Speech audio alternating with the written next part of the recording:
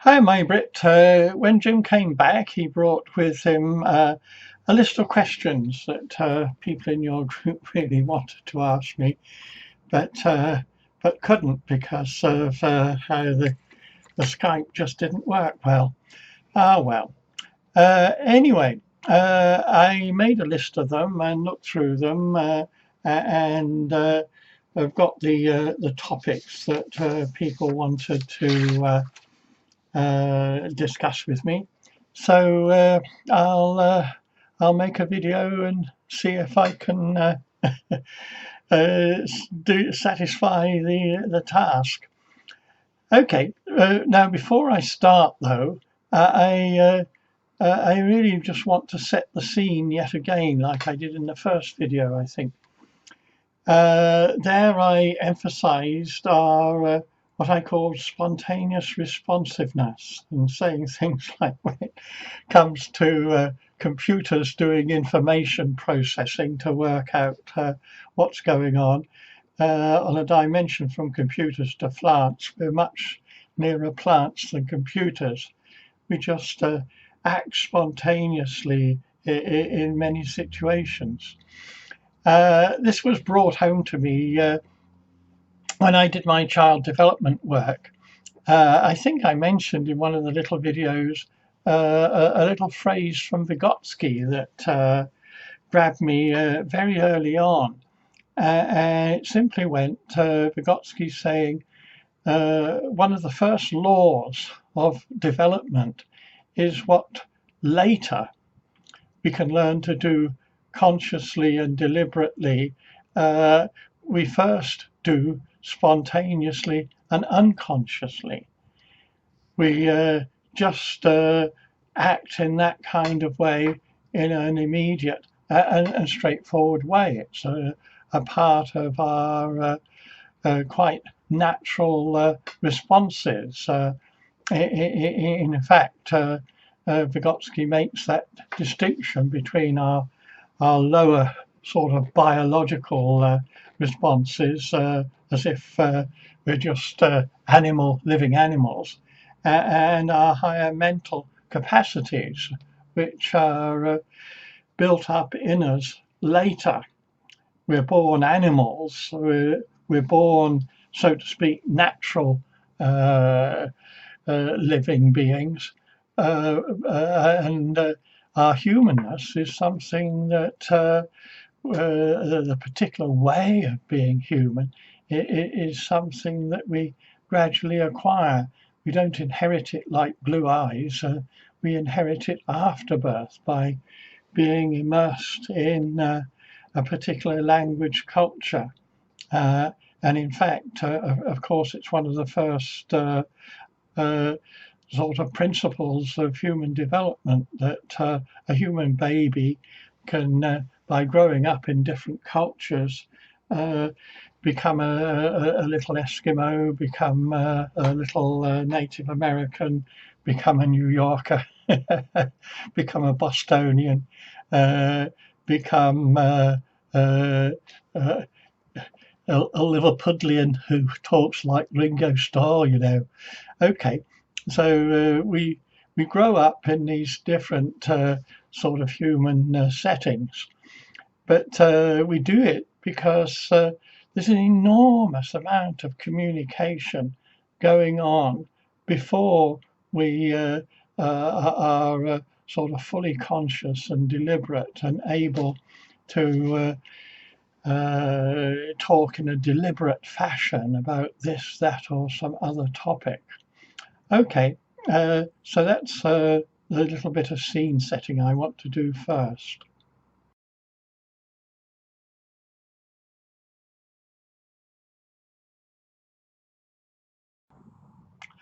Let me just start with a question somebody asked, which was what is it that makes a dialogue a useful dialogue or a life changing dialogue, or we could even say a therapeutic dialogue? Let's just stick with the idea of a life changing dialogue. Now, one of our basic troubles is that we think that the only really effective way to do anything is to base it on scientific findings. We're so hung up with being intellectual. Is that Descartes' thing of I think, therefore I am. And it's almost as if all of our proper actions have got to be thought about first. Whereas if we really are like animals and plants and we really just spontaneously respond to circumstances as best we can, that's where we're going to have to start. And again, I could bring here a little bit from Jaakko about this continual business of bringing words to experiences that don't yet have words. And besides sort of spontaneous responsiveness, I think again I mentioned in the little videos this business of noticing. And here's a quote from an article written by Jaakko and David Trimble. And the title of the article actually is Healing Elements of Therapeutic Conversation, Dialogue as an Embodiment of Love. It's in Family Process in 2005. And they say that certain experiences have come to mark for us turning points in the healing process. The feelings of love that emerge in us during a network meeting are neither romantic nor erotic. They're just our own embodied responses to participation in a shared world of meaning, co-created with people who trust each other and ourselves to be transparent, comprehensive beings with each other. Well, I think actually I can add a little bit to that. When I was doing the child development work, I drew from a German, again, dialogical philosopher called Max Scheler. And way back in the 1920s, but it was translated into English in 1952, is a book called The Nature of Sympathy. And there's a little bit in the introduction to that book, which I used to sort of use over and over again. And it goes like this. If we love any human being, we certainly love him or her for what he or she is. But at the same time, we love them also for what they might be, according to the possibilities of perfection inherent in their being. Our eyes are fixed upon his ideal image, which we grasp in and through and behind his empirical traits. Yet we're indifferent as to how far it's reflected and realized in his actual state. At the same time, our love is the most potent force that can lift them from one to the other state. It carries before them their own purified and, as it were, redeemed and transfigured likeness. It's as if it's a voice calling to them, become in reality what I can see incipient in you already in those small hints. And that's the point of seeing in those small hints of possibility. Michael White calls them sparkling moments. When I was working with Arlene Katz in the medical sphere, we simply call them struck-bys, just moments that for some reason grabbed you. I mentioned that business from Tom Anderson of just noticing for certain people, certain words are ones that they say with a lot of emotion.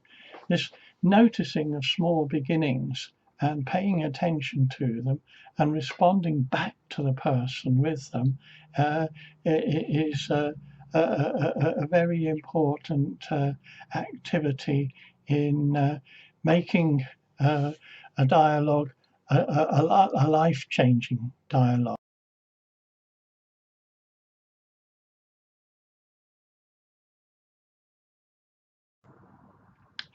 Somebody asked about giving and receiving respect. Well, the task really is to get a sense of what respect in different situations looks like, feels like, sounds like, and so on. Um, I think when you're on the receiving end of it, uh, you can notice it. And again, I think in one of the little videos, I used a quotation from William James where he talked about the the flow of speech uh, giving rise into those who are recipients of it.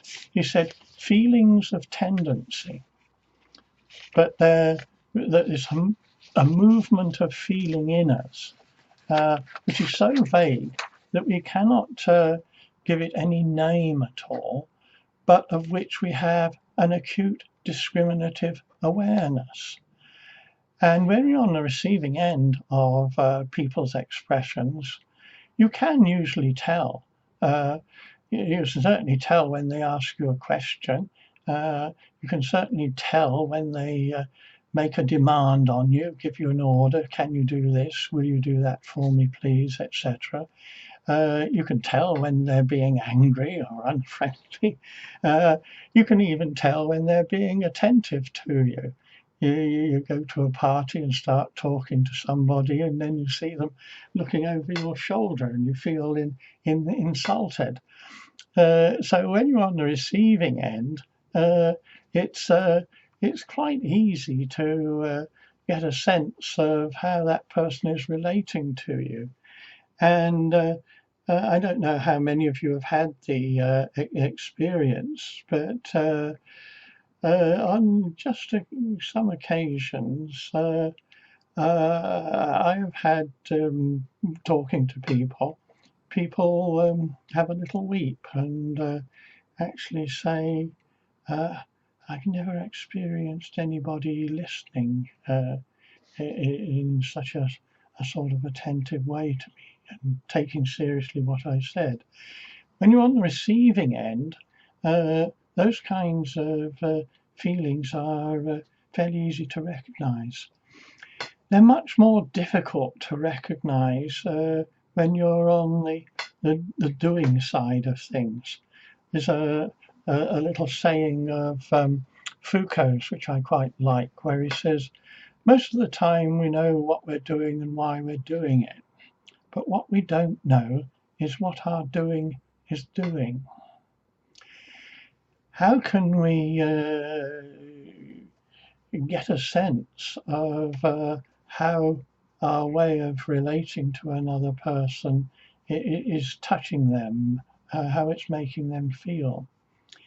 And the only thing I can think of there is to continually be saying to yourself, how would I like to be talked to in this way? How would I like somebody to address me in that tone of voice? Um, how would you like it if somebody was talking to your child in that kind of way, and so forth? Um, it's setting yourself little inner exercises like that where you role play somebody talking in a very authoritarian tone to you and saying, do this, please, rather than, well, I mean, a little phrase I often use to just point out what you might call a factual way of talking, or an enticing, dramatic way of talking is simply to say, the cat sat on the mat was red, the cat was black. There, get the picture. Or I could say, the cat sat on the mat was red, the cat was black. am I telling a ghost story? Am I telling of a murder or what? When I say it in the second way, it arouses anticipations of what's coming next. And all utterances that are properly communicative, open utterances, part of an open dialogue, that openness always arouses the possibility of a next step of somebody responding.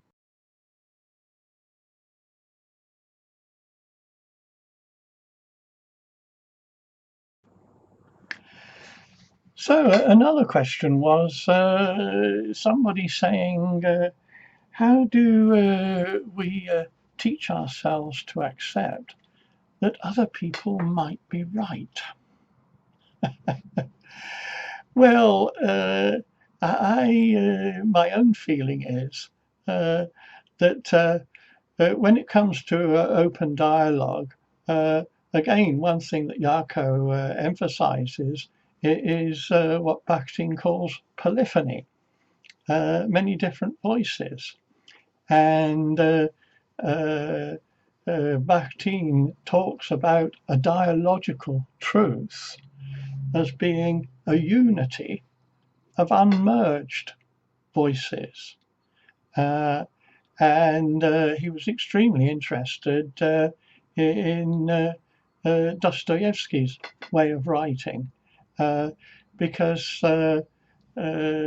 he was saying Dostoevsky did not himself have a single point of view.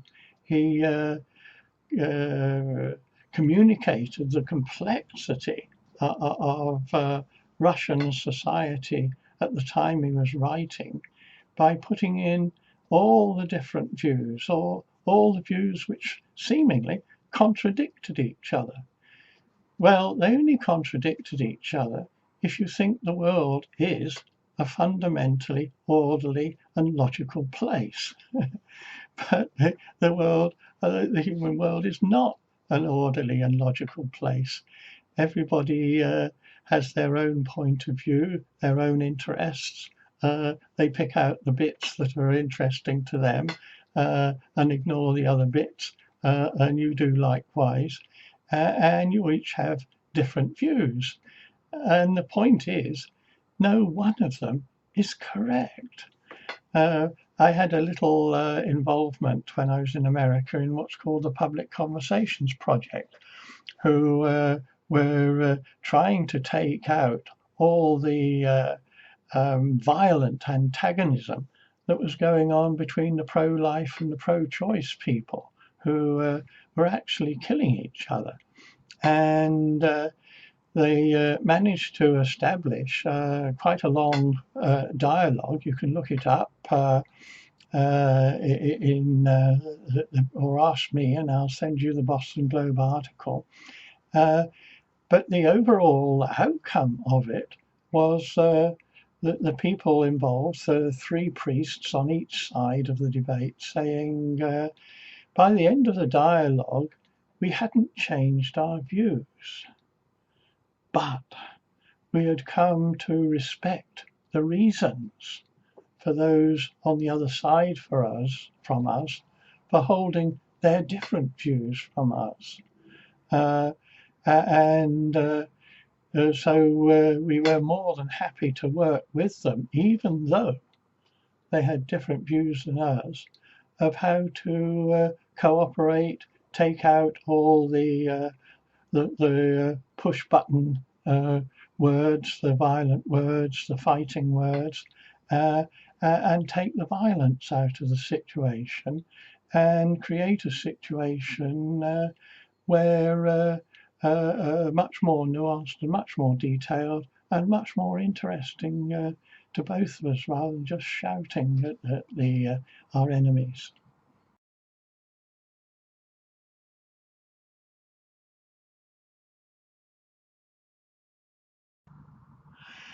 Somebody else was asking about improvisation and the unexpected and possibly making mistakes. Well, what I was trying to suggest a moment ago. There's no one right way of doing anything. Uh, uh, we may think there's a homogeneous therapeutic practice, but there's many different roads to Mecca. People achieve similar results in many different ways. There's no one right way of who knows the perfect way. Uh, Even when they talk about evidence-based practices, uh, it's been decided beforehand what the evidence is, what the criterion of success is. Fewest treatments, cheapest treatments, all the clients putting down 7 out of 7 on a rating scale or something, going off medication for 5 years. What is the criterion of best? So Jaco has one of his principles is tolerance of uncertainty, and but I've always not quite argued with him, but I've suggested to him actually a celebration of uncertainty. Those moments of bewilderment where you don't know a next step to take are moments. The old Chinese thing of those moments of crisis are moments of danger and opportunity. They're the moments when something else can be done.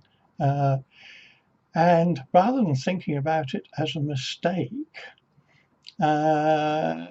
think about it as something to which somebody else, rather than just being bewildered, will give a response to. And all of a sudden, you're off in a new direction.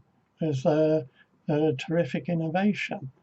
The classic case here is Miles Davis with his recording of Shades of Blue.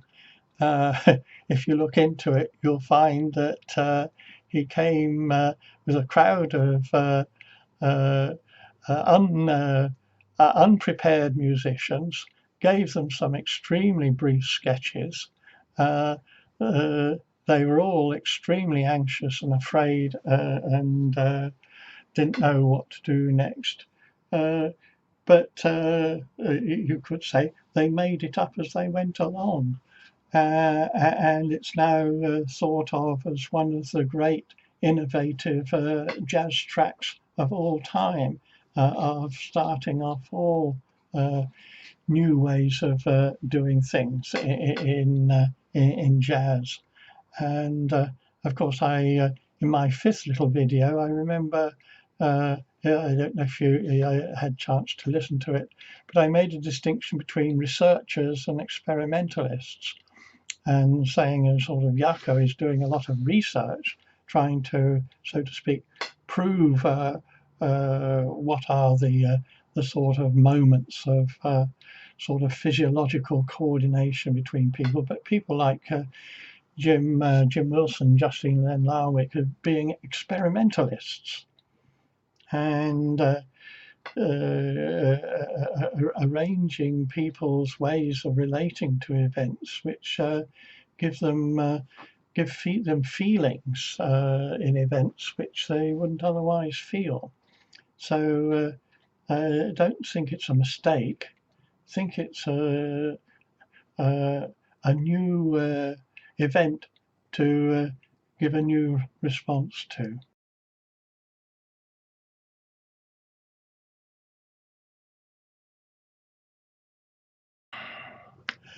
Somebody else was worrying about the only thing that Jim had written down is the difficulty of knowing somebody for a long time. And I presume they mean that quite often you'll meet a client, say, for an hour each week for perhaps a couple of years. And after half of those meetings, there's nothing new going on. At least seemingly, they've said all they're going to say in that situation. But I myself make use of lots of little stories which I take as instructive. One little story from Oliver Sacks meeting a girl on a hospital ward who he was told how brain damaged she was, and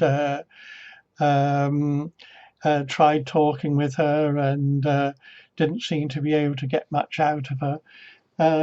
But another day, he saw that girl sitting out on a bench in the hospital grounds, and she was talking to him about the birds and the flowers, and in that setting, she was totally engaged. Very difficult to find anything wrong with her at all. I remember too working with somebody called Martin Ling, I think his name was, in Gothenburg, and he was working with autistic kids who all sat alone, didn't talk with each other, and so forth. But then he devised a whole game where they were building medieval forts and so on, and he showed me a videotape of it. And they were all talking with each other, and let me get you that bit, that will fit there, and we could build a drawbridge here. Yes, we could. Well, that bit over there will fit, etc., etc. And changing the setting can be very different. You're in a classroom with students. You ask questions, the students are all quiet and so forth. The class is over, and as soon as everybody's out in the corridor, things are different. So don't just think it's all there in people's heads. People are different people in different settings. And if you want to get something different out of a person who you've grown bored with, take them into a new context, and perhaps some new responses will come out.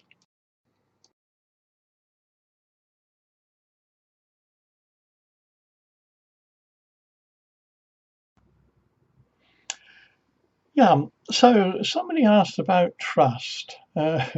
Well, I tend myself to work in terms of what I call instructive examples, little vignettes which illustrate something important to me.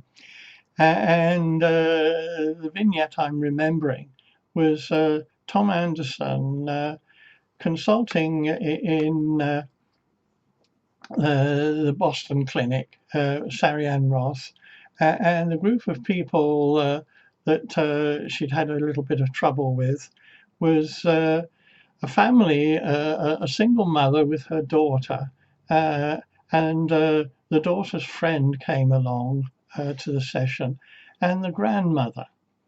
And the trouble was that there was a lot of emotion going on among the four of them, to do with the grandmother. She wasn't getting on with any of the others in the family at all. And at the beginning of the session, she walked into the therapy room, looked at the one-way screen, and said to Tom and Sally Ann, "Are there people sitting behind there?" "Yes, they are. They're watching us." "Huh, I'm having nothing to do with this." And she took a chair away from the other three. Tom started, Sally Ann was just being the observer. Tom started talking to the mother and daughter and the daughter's friend. And for 6 or 7 minutes, and there was a lot of anxious laughter and tones of voice among the three girls, but Tom talked with them, and gradually the whole situation became very calm and very orderly. And after those, that's 6, 7, 8 minutes, the grandmother said, "The time has come. We've got to talk about it. It's my cancer." What went on there? Somehow that grandmother, just listening to the respectful way and careful way that Tom was talking with the other three, had felt that here at last was a situation where she could say something that she'd not been able to say before. That kind of circumstance where she knew that Tom would listen, take it seriously, would regulate the situation, and have the others listening carefully to her, and so forth. One last little bit of a story. I mean, my wife Cherry, a manager of a secure unit, very disturbed young people between 12 and 18. One of the little 15, 16-year-old girls came to her and said, "Can I speak with you, Cherry?" "Well, of course you can, but Dr. Patel's your psychiatrist. Why don't you speak to her?" "Well, the trouble is, I can't find my words without Dr. Patel." And of course, that's the trouble. Dr. Patel was all just technical with her, was all just asking diagnostic questions and so forth. To hark back to what I said a little bit about being respectful, that capacity just to listen and to be calm and to signal back that you're actually hearing what the person has to say, and trust does emerge in those calm and situation where you exhibit your curiosity about the other person.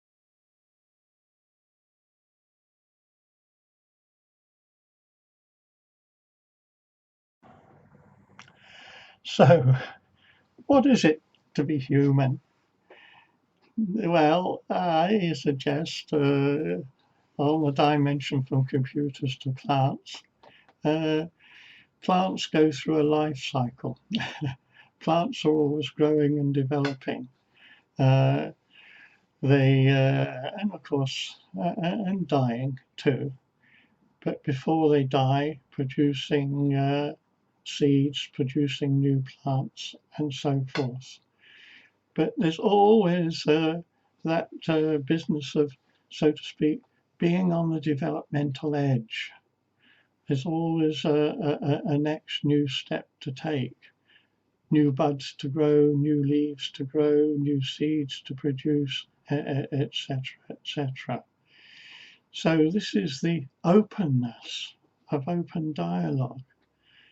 As soon as you try to operate within boundaries, protocols, predefined concepts, and close the openness, you've stopped that living on the edge of where the life is. Where is the life in one's talk? It's those moments, a mistake, you make a mistake. No, you have a moment of bewilderment, but you're in a particular situation when you're bewildered, and you go into that situation. What does the situation require? I was giving a talk once about the sort of openness of conversation, and somebody gave me a tape of how Simon, God, Simon and Garfunkel, Paul Simon. Paul Simon produced that number, Diamonds on the Soles of Her Shoes. It was saying he was having to appear on Saturday Night Live with this whole African group of singers and dancers. They produced an LP and a CD, I mean, and they were going to do one of those numbers, and the record company said, you can't because it's not been released yet. They had to invent a number on the spot, and all Paul Simon had was this riff about she got diamonds on the soles of her shoes. And a couple of the musicians started playing. One just played that riff on a guitar, somebody on a bass guitar answered to it, and all of a sudden the number was off. And the two black musicians, one just said, well, it came out in conversation, but it was a musical conversation. So this living on the edge, improvising, being where the life is, not closing things down, our humanness is, we're continually growing a little bit more of our humanness, and the whole process, it isn't over yet. Many different ways of being human.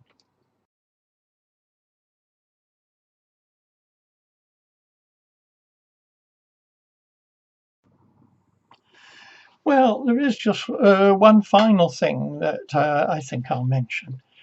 There's the American anthropologist Clifford Geertz.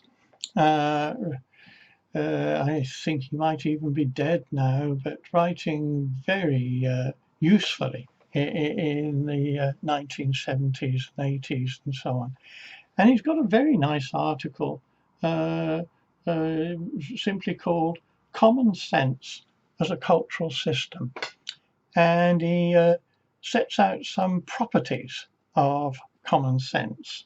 He says, I want to take the words that it's natural, it's practical, it's thin, it's immethodical, it's not orderly like a theory or a model, it's all over the place, but it's accessible to everybody. And he says, but I want to add ness on the end of all of those words, like naturalness, practicalness, thinness, immethodicalness, accessibleness, and so forth. And the first example of naturalness, he actually takes to do with gender and sexuality. And he says, of course, us Americans just think they're a male and female, and that's it.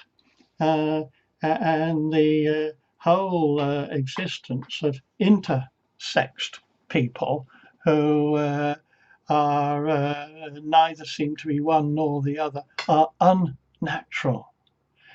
But then he goes into many other cultures of the world where such intersex people aren't thought to be unnatural. They're thought to be gifted in some way. They're prodigies. It's something perfectly natural that can happen in our sexual reproduction, but such people are special.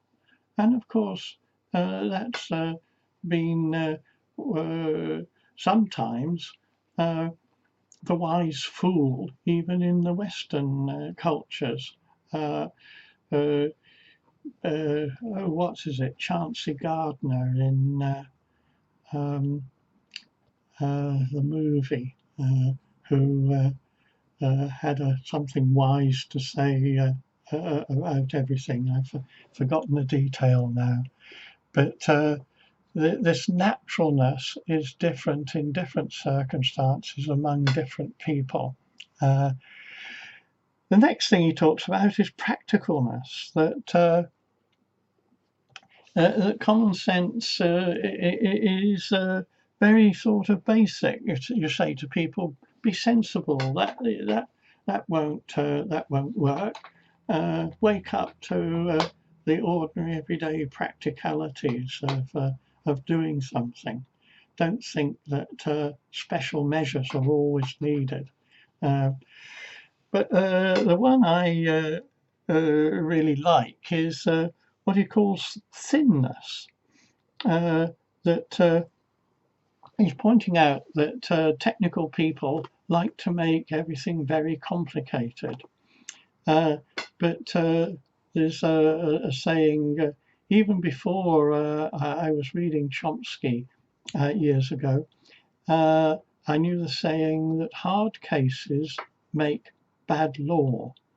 And Chomsky said something very similar about grammar, that we learn our grammar from simple sentences. And we devise the rules from the simple sentences. And then once we've devised the rules, we can apply the rules mechanically to more complicated sentences.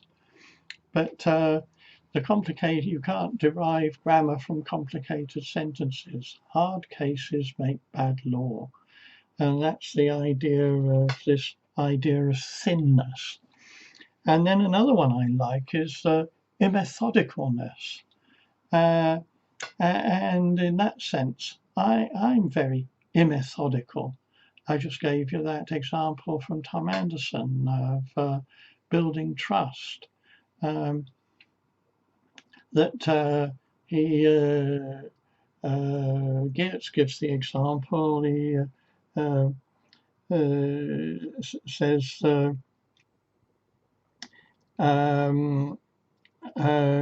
where is it? In many cultures, people talk to each other much more in terms of proverbs. Look before you leap, but he hesitates is lost. A stitch in time says 9, but seize the day. They're totally inconsistent, but each proverb has its application in a particular situation. And I work myself very much in terms of, if you like, proverbs that notice those small things that seem to mean a lot to people. Notice those big words. Notice those hesitations. Notice those the stumbling that I think I mentioned that when Tom Song's saying to Carl Tom, when you can't find quite the right words and you search for it, your clients become much more engaged with you and so forth. And then the final one, of course, is accessibleness, where